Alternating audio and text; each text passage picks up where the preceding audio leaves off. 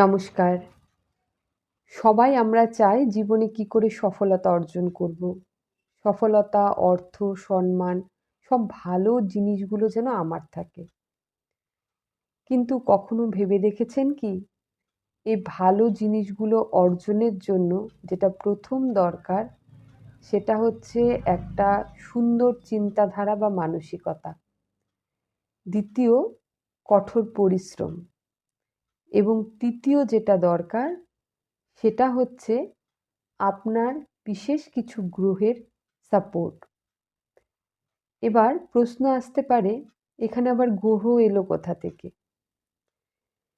Actually মানুন বা না মানুন, সূর্য যেমন একটি গ্রহ, সূর্য নবগ্রহের মধ্যে সূর্য চন্দ্রের অবস্থান রয়েছে। সূর্য উঠলে দিন আলোকিত হয়, সকল জীবজগৎ উপকৃত হই। রাতের আকাশে চন্দ্রমা বা চাঁদকে দেখা যায়, তাতে অমাবস্যা পূর্ণিমার প্রকাশ ঘটে, জোয়ার ভাটা আসে।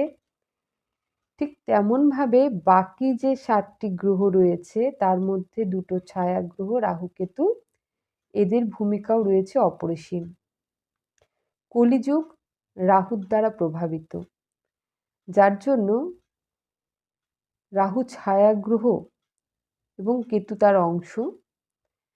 রাহু যার কুণ্ডলিতে যত ভালো, সেই ব্যক্তি তত সূক্ষ্ম বুদ্ধিসম্পন্ন হয়ে যাবে এবং তার সফলতাও খুব শীঘ্র ত্বরান্বিত হবে বা খুব শীঘ্র সে সফলতা অর্জন করতে পারবে।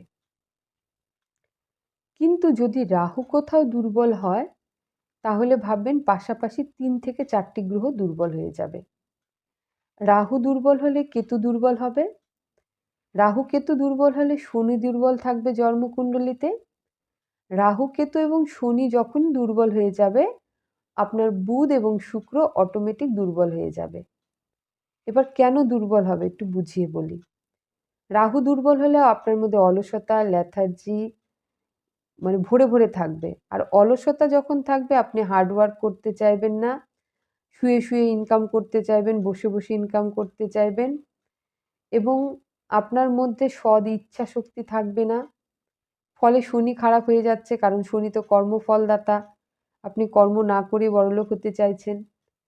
শনি যখন খারাপ হচ্ছে তখন আপনার বুদ্ধি খারাপ হয়ে যাচ্ছে, কারণ আপনার বুদ্ধি তো সঠিকভাবে কাজ করছে না। ওই শোয়া, খাওয়া, বসা, হুকুম দেওয়া, ইনডিসিপ্লিন লাইফ লিড করা।